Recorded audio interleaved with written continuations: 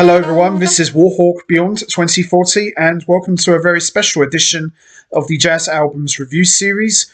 And today I am going to be talking about a true originator, innovator, pioneer, fantastic composer, unbelievable improviser, the undisputed master of the legato style of playing, and for me quite possibly the greatest guitar player that's ever lived and certainly worthy of being called the greatest of all time. And he's seen it all, he's done it all, he's played with them all, and when you hear him, you know straight away who it is because he has such a unique, distinct sound on the guitar. And I am talking about, of course, the one and only, the legendary Allan Holdsworth, who we sadly lost on April 15th, 2017. And for me, Allan Holdsworth's passing has left a huge void, not only in the music world, but certainly in the guitar world, because Allan Holdsworth helped create a whole generation of guitar players, and we've got unbelievable players out there. But for me, Allan Holdsworth was not only in a league of his own, but in a class all by himself, because the things that Allan Holdsworth did and could do on the guitar, not many other guitar players could do that, and a lot of guys try to figure out how exactly Allan Holdsworth did what he did, and that's what made him so special and so unique. And he never stood still, he was always going forward, never looking back, constantly pushing himself, and he was a true perfectionist, and he was never ever satisfied. He was always constantly reinventing and improving on his sound, and to me that's what made Allan Holdsworth the absolute best ever. And he's collaborated and played with just about everyone you can imagine, from Higginbotham's Wrench to Soft Machine to Softworks to K2. He was a member of Bruford with Bill Bruford, Dave Stewart and Jeff Berlin and Annette Peacock. Planet X, Derek Sherinian, UK with Eddie Jobson, John Wetton and Bill Bruford. He's played with Crocus, Planet X, Tempest, Tony Williams' Lifetime Band, Pierre Malin's Gong, Gongzilla, John Stevens, Jean-Luc Ponty, Gordon Beck, John St. James, Stanley Clarke, Stuart Ham, Jack Bruce, Chad Wackerman, Gary Husband, Alex Massey, Andrea Marcelli, Level 42, Gorky Park. Wow, you name it. This guy has played with them all. Atlantis. He was a member of the Hobo Lima Spontaneous Improv Band with Terry Bozzio and King Crimson members Tony Levin and Pat Masterlato. Allan Holdsworth has just played with everyone in every style of genre of music you can imagine. Steve Tavoloni he's played with. He's played with them all. And one thing about Allan Holdsworth, if you ever wanted a guitar solo on your album, he was your man. And usually his guitar solos were always the highlights of his guest appearances. And what can you really say, really? Allan Holdsworth was just a monster guitar player. He's collaborated with Frank Gambale on the Mark Varney project. He's played with the Jens and Anders Johansson brothers. He's just played with everyone. My goodness. And today, for this special edition in memory of Allan Holdsworth, I am going to be talking about his solo catalogue of albums, which is a total of 12 studio recordings. And I am going to be talking about each one individually. And at the very end of this edition, I am going to be choosing which one I think is the best one. And before I get started, as I go through each Allan Holdsworth solo recording, you'll notice that Allan Holdsworth's guitar playing never sounded the same. Each album, his guitar playing just evolved and grew and grew. And that's what made Allan Holdsworth so special, because he never repeated himself. He was constantly pushing the envelope, pushing himself and taking the limits of his guitar to the next level, no matter what. And he set a very high bar, one that I don't think is ever going to be matched anytime soon. And it's going to be very interesting talking about each of these albums. And the cool thing about Allan Holdsworth's catalogue of albums, there's no bad one. They're all good. They're all unique. They're all very special, and they all stand on their own in their own right. And they pretty much capture the time of what he was doing. So they don't sound dated. They still sound as fresh as they do today. And it's going to be a lot of fun talking about each album individually. So we're going to start with the first album, which was released in 1976. And it's not an album that he really acknowledges much, but it's credited as the first Allan Holdsworth solo album. And this is Velvet Darkness. Now, Velvet Darkness is one of my dad's favourite albums, and the highlight of this album is Allan Holdsworth's acoustic guitar playing, and there's some great acoustic guitar playing on this album, and Allan Holdsworth is criminally underrated on acoustic guitar, and I'm very surprised he never explored it more, because he's just equally as good as he is on acoustic as he is on electric. So the highlight of this album for me is the acoustic playing. So we're going to take a quick look.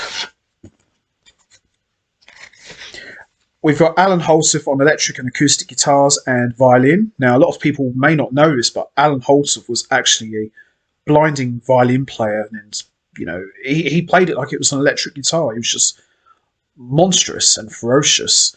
So we've got Alan Pascal on piano, Alphonse Johnson, Narada Michael Walden on drums, and we've got tracks Good Clean Filth, Floppy Hat, Wish, Kinda, the title track Velvet's Darkness, Kazi Key, Last May, Gatox, and some alternate takes of Good Clean Filth, Kinda, Velvet's Darkness, and Kazi Key and Gatox. For me, the standout tracks for me are Velvet's Darkness, Kazi Key, Wish, and Kinda, but they're all good. And the thing with Allan Holdsworth's guitar playing on this album, he wasn't quite there yet, but you could hear it's him, but it wouldn't quite be what we would come to know now, but it's certainly there, and it's really, interesting to hear how his guitar playing was more or less a work in progress. He wasn't quite there yet, but you can hear it's him. Velvet's Darkness. It's a good album. I can understand, why he doesn't really talk about this much and why he doesn't acknowledge it for a number of reasons, but it's just worth checking out, I think. So we move along to the next album, and there's a big gap between 76 to the next album, which was released in 1982, and this is IOU. So by this point, Allan Holdsworth had officially started up his solo career, and he had his own band, and he was more or less going out and doing his own thing. And the musicians we got on here, some of these guys would go on to be important collaborators in Holdsworth's career. So IOU is the name of Allan Holdsworth's band. We've got Paul Williams on vocals, Paul Carmichael on bass, and Gary Husband on drums, who would be one of Allan Holdsworth's main collaborators for virtually most of his career. So there you have it. Nice. So we got tracks like The Things You See, When You Haven't Got Your Gun, Where Is One, Checking Out, Letters of Mark, Out From Under, Temporary Thoughts, Shallow Sea, and White Line. Now, I wasn't really a great fan of the vocals on the early Holdsworth albums, but I thought Paul Williams did an exceptional job. He's got quite a good voice. So, standout tracks for me, Letters of Mark, which is one of Holdsworth's most well-known compositions, Out From Under, Where Is One, Checking Out, but it's a good, strong album, I think. There you have it. IOU. Definitely worth checking out. So we come to the next album, which was released in 1983, and this is Road Games, one of Holdsworth's most well-known recordings, and this features Jeff Berlin on bass, Chad Wackerman on drums, who would also become one of Holdsworth's main collaborators for most of his career. And we've got Paul Williams, Paul Calder, and we've also got Joe Turano. So there's Road Games. There's 3 instrumentals and 3 vocal tracks. Standout tracks for me, I would say, is 3 Sheets to the Wind, Water on the Brain, and Tokyo Dream. But the vocal tracks are quite good. They're quite enjoyable, but I like the instrumental tracks more. So there you have it. Road Games. So we come to the next album, which was released in 1985. And this was quite a big album. This was Metal Fatigue. So we got Metal Fatigue, Home, Devil Take the Hindmost, Panic Station with Jimmy Johnson on bass, who would also be another main collaborator of Allan Holdsworth's career. And we've got Paul Williams on vocals. We've also got Alan Pasqua on keyboards, Gary Willis on bass, Gary Husband back on drums, Mac Hine on drums, and Paul Corder on vocals. For me, I would say the standout tracks are Metal Fatigue, which has got some unbelievable guitar shredding from Allan Holdsworth, Home, Devil Take the Hindmost, and the long epic Merry-Go-Round, which is just unbelievable. And it's got some great acoustic playing on Allan Holdsworth's Metal Fatigue album as well, but it's a good, strong album. Metal Fatigue, great album. So we come to the next album, which was released in 1986, which ironically enough was the year I was born. And this is a TAVR Now, this would be the debut of Allan Holdsworth playing the Synfax, which would go on to be one of Allan Holdsworth's main instruments for pretty much most of his career up until like the 10s when he stopped playing it. But he played the Synfax for virtually most of his career, and he played it like a keyboard, and some of the sounds he would create on the Synfax were just insane.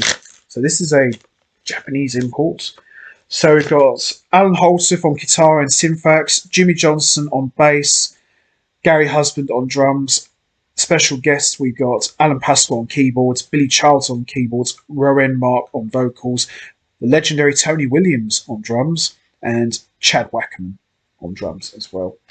So standout tracks for me, I would say, are Non-Brood, Condiments, Funnels, The Dominant Plague, the title track, A TAVR, Looking Glass, and All Our Yesterdays. But one of my favourite albums. No weak track in sight. They're all pretty strong, really. It's a good, strong album from start to finish. And, you know, this would pretty much see Allan Holdsworth's guitar playing and music taken to the next level. And, you know, it's really, really good.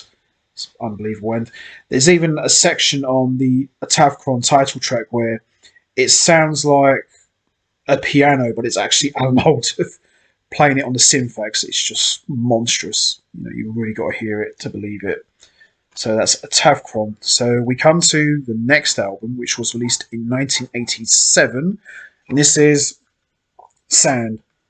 It's a good album. This is very big, very epic, a little bit cinematic on some parts, but it's just very, very huge, monstrous sound.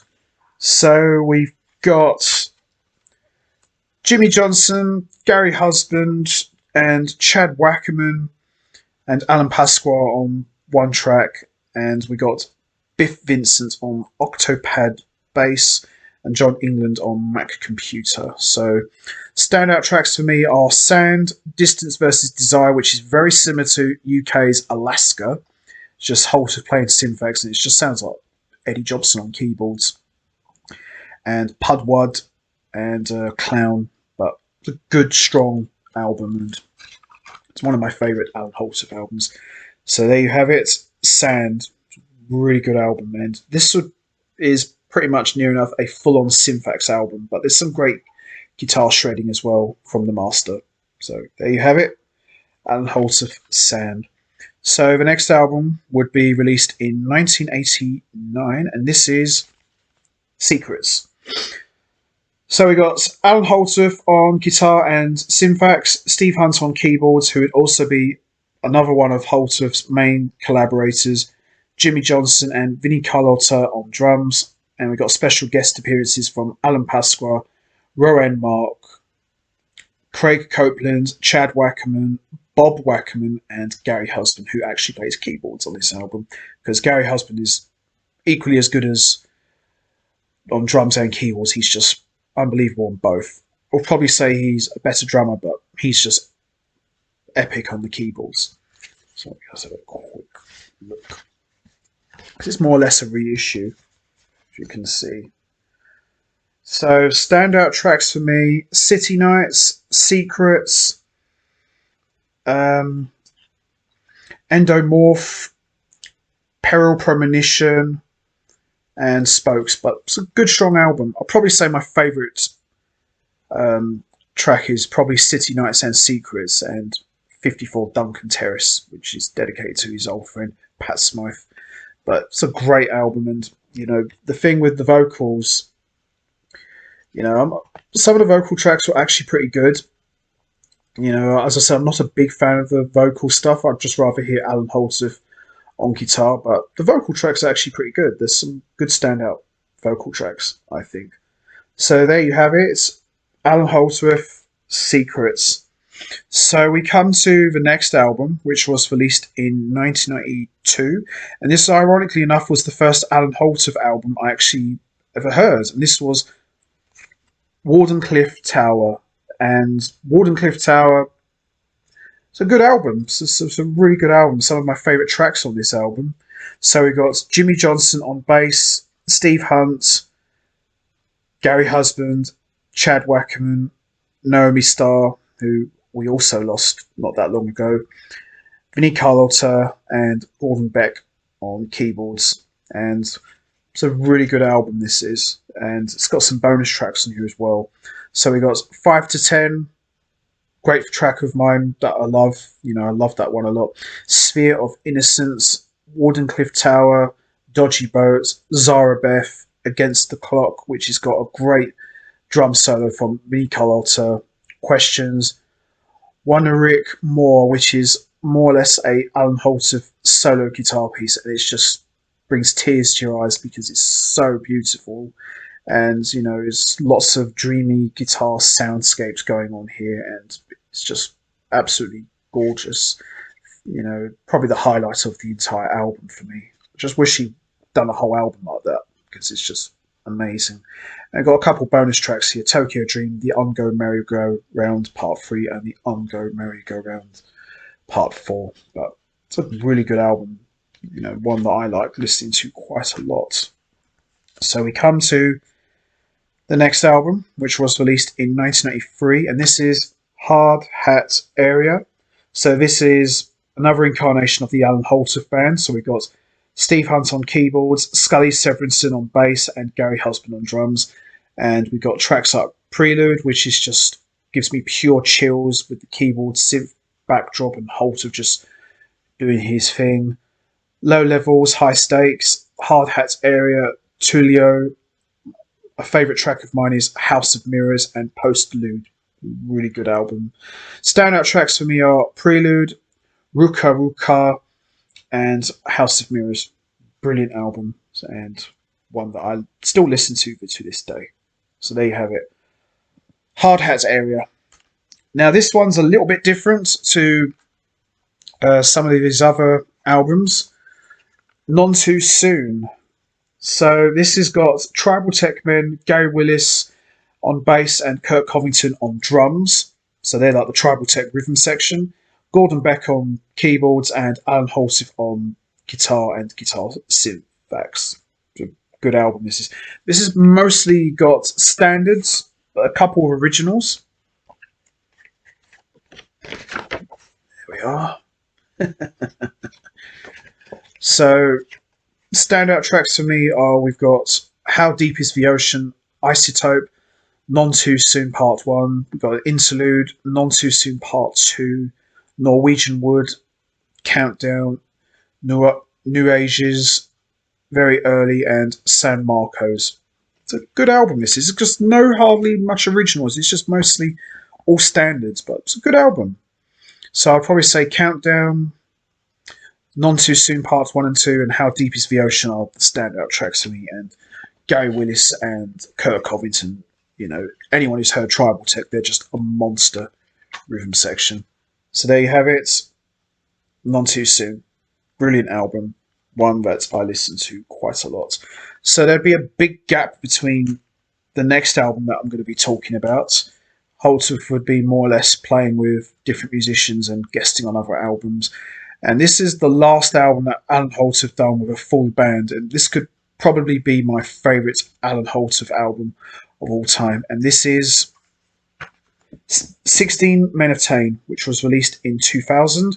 And this features Dave Carpenter on acoustic bass, who he sadly also lost not too long ago, and Gary Novak on drums. We've got Walt Fowler on trumpet on 2 tracks, and Holdsworth's old friend / collaborator Chad Wackerman on drums on 1 track. Fantastic from start to finish.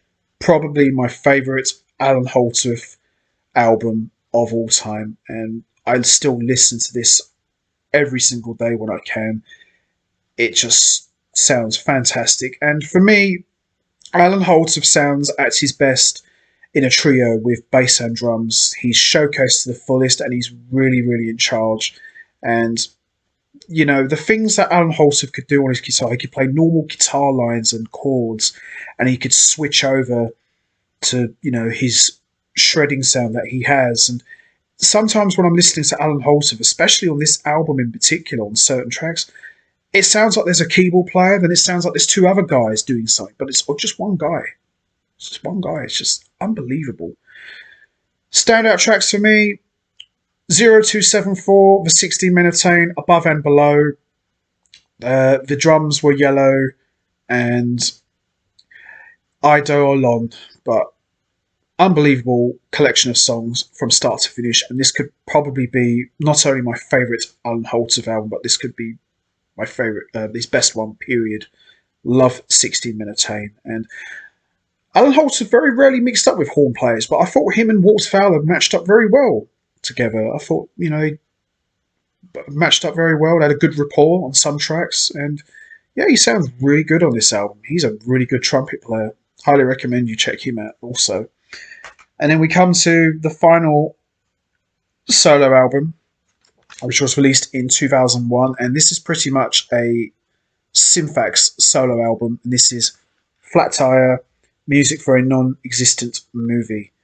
And Dave Carpenter is on 2 tracks. But this is virtually just Holdsworth on Synthax. And it's interesting. It's different.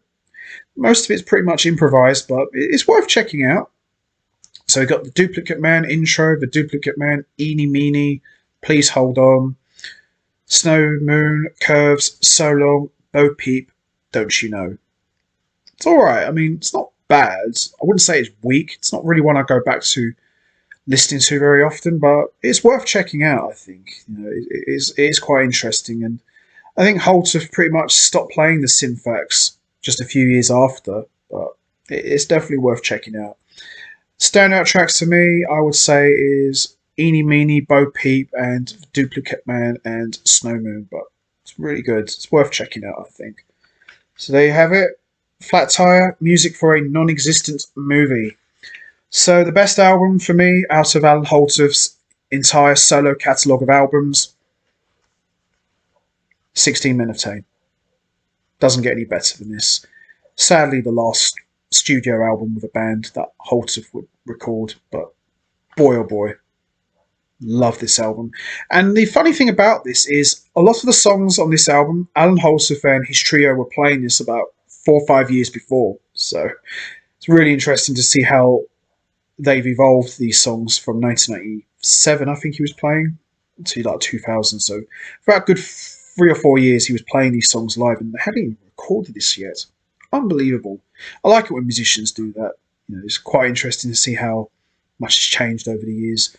But there you have it. That's my favourite Allan Holdsworth album, The 16 Minutane, and quite possibly the best album of his entire catalogue, I think. What can you really say, really? Allan Holdsworth was a true originator, a true original, and above all else, a true legend, and a very humble human being. You know, he never really heard anything bad about Allan Holdsworth. You know, he was a man's man. He just kept himself very quiet, very enigmatic. You know, he's just amazing. And I was very lucky to see him live about 3 times. Saw him with Alan Pasqua, Jimmy Haslip, and Chad Wackerman in 2007. And in 2008, I saw him with the trio of himself, Jimmy Johnson, and Chad Wackerman. And then the other time was with Chad Wackerman and Ernest Tibbs. Unbelievable shows. Some of the best shows I've ever been to. And I'm really glad I got to see Allan Holdsworth, because he was just a monster guitar player. And it's hard to believe it's been already, 4 years since his passing. And, I still miss him every day, but, his legacy, his body of work and music still lives on forever. And he's sorely missed, not just by me, but by everybody. So there you have it, everyone. That's Allan Holdsworth's entire solo catalogue of albums. My favourite, of course, is 16 Men of Tain, a total of 12 studio recordings. No bad album in sight, I would say. Highly recommend you check out all of them. So I'm going to wrap this up now. What's your favourite Allan Holdsworth solo album? Is it 16 Men of Tain? Is it Secrets? Is it Sand? Hard Hat Area? Or is it one of the earlier ones? There's no right or wrong answer. We've all got our own favourite Allan Holdsworth album. You know what to do, guys. Hit the like button, hit the subscribe button, leave your thoughts and comments down below, and I will be back next time for another edition of the Jazz Albums Review Series. So until next time, take care, everybody, and stay safe. And I want to say a special thank you to Allan Holdsworth for all of the fantastic music you have given us for so many years. You are sorely missed by everybody, and may you rest in peace. Thank you, Allan Holdsworth.